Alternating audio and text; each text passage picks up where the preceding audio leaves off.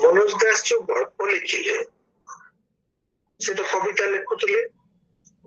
आपण मैंने समस्ते जानते जे से किपरि वैप्लविक चेतनार कविता सब लिखि से विषय समस्ते जानी तेणु ये जो कविता से लिखिले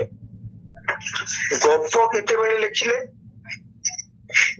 माने आश्चर्य कथा गल्प लिखिले से तांकु जेतेबेले 14 वर्ष बयस मात्र समुद्र क्षुधा की भाषा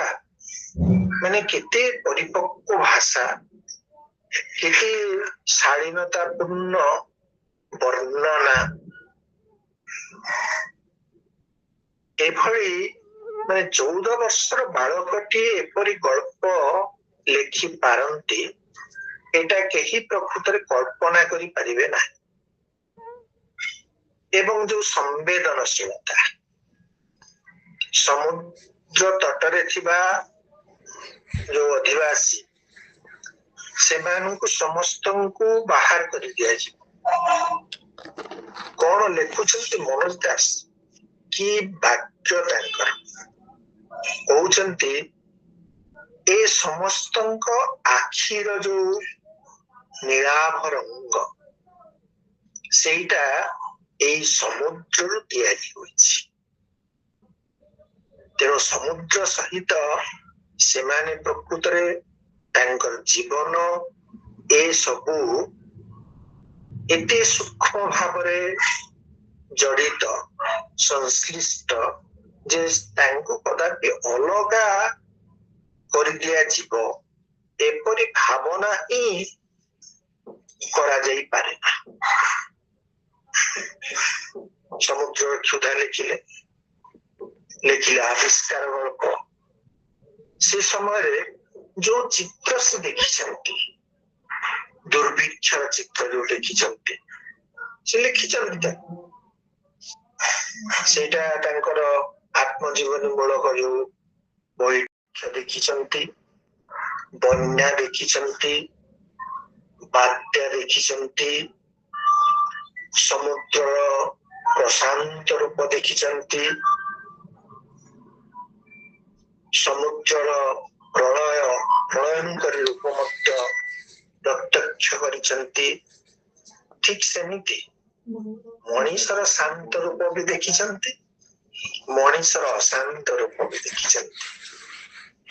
मनीषर स्निग्ध रूप भी देखिछंती मनीषर कुत्सित रूप भी देखिछंती किंतु ए कुत्सित रूप ऊपर तांकर केबे हेले माने सेटा चूड़ांत बोली से केबे भाबी नांती मनीष भितरे जेतिकी अछि आवर्जना सेटा जे शेष कथा एथिरे मनोज केबे विश्वास करंती ना मनोज दास को जो कथा कहानी एटा होची प्रथम ओडिया गल्प पुस्तक जोटा केंद्र साहित्य एकाडेमी पुरस्कार पाइथिला आपण माने समस्त जानନ୍ତି तांकर अन्य कौनसी बही एते एते पृष्ठार एते विशाल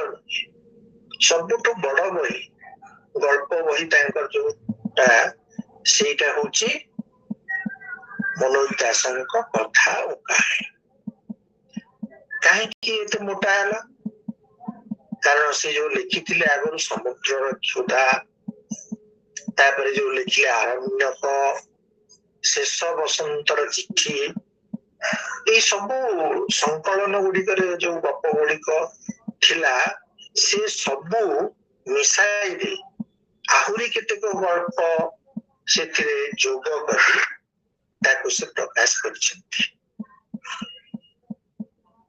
आपण समस्त जानती आरण्यक गल्प प्रसिद्ध गल्प ताक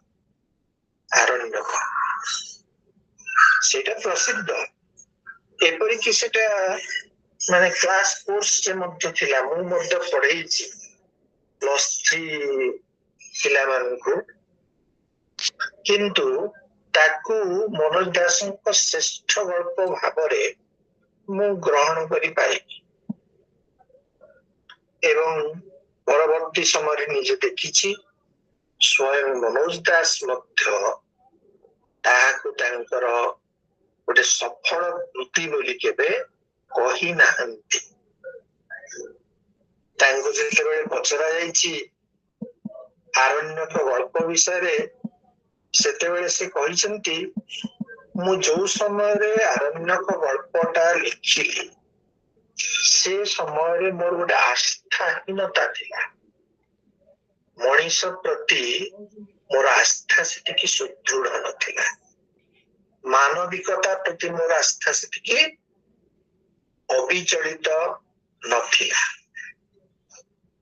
परवर्ती समय मु जानिली अनुभव कली जे मनीष भितर जो पाशविकता अच्छी आरण्यक प्रवृत्ति अच्छी सेटा तार असल परिचय नुहे से दृष्टि से गल्प विगत दिनर कथा कहे किंतु नूतन चेतनार गल्प होछि तांको परवर्ती गल्प एबे ए जो गत तांकर जन्म दिवस गला एप्रिल 27 से तो तांकर तिरोधान दिवस फेब्रुआरी 27 से होछि तांकर जन्म दिवस से दिन मु गोटे लेखा लिखिथिली आपण मानकर कहार दृष्टि आकर्षण करिछि ना नाही मु कहि परिबि नाही ध्वनि प्रतिध्वनि रे सेटा प्रकाशित होइतिला मु सेठिपई ही देइथिली जे आपण माने पढिबे समस्त बालेश्वर बोली सेठी जो कथा मु लिखिथिली काहे कहूछि मनोज दास को मु जेतेबेले पढ़िबा आरंभ कली सेतेबेले मो बयस माने सचेतन भाव पढ़िबा आरंभ कली सेतेबेले मो बयस केते मात्र 20 वर्ष बयस ताहागर पढ़ुथिली किंतु सचेतन भाव पढ़ी से समय एवं मनोज दास कथा और कहानी ही होछि मोर सर्वप्रथम पुस्तक जहा माध्यम रे मनोज दास अंतरात्मा मध्य को मु प्रवेश करी से बहिटी जितेबेले मो हाथ को आसिला सेतेबेले मु हॉस्टल रे था ज्योति विहार सम्बलपुर विश्वविद्यालय हॉस्टल रे दिने वर्षा स्टार्ट संध्या रे आमे सम्बलपुर जाई थाओ बही किणवा पाई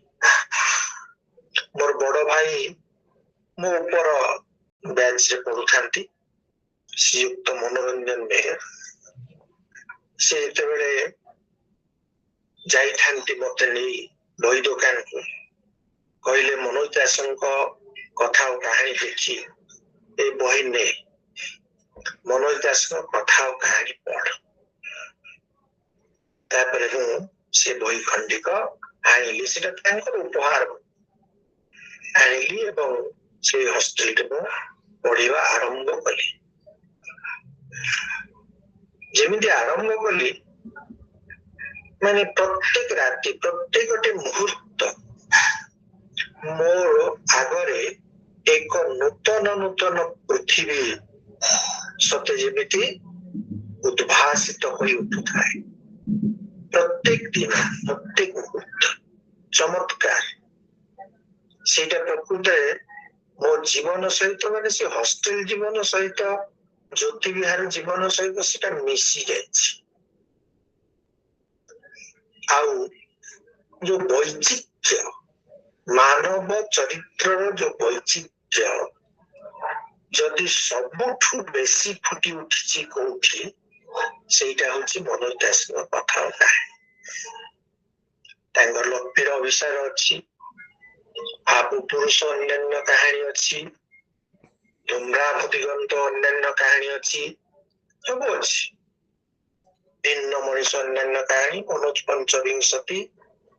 ନୂତନ ଅବଲୁକରା କାହାଣୀ ସବୁ ରହିଛି। ସେ ସବୁ ମଧ୍ୟ ଗଳ୍ପ ନୁହେଁ, କିନ୍ତୁ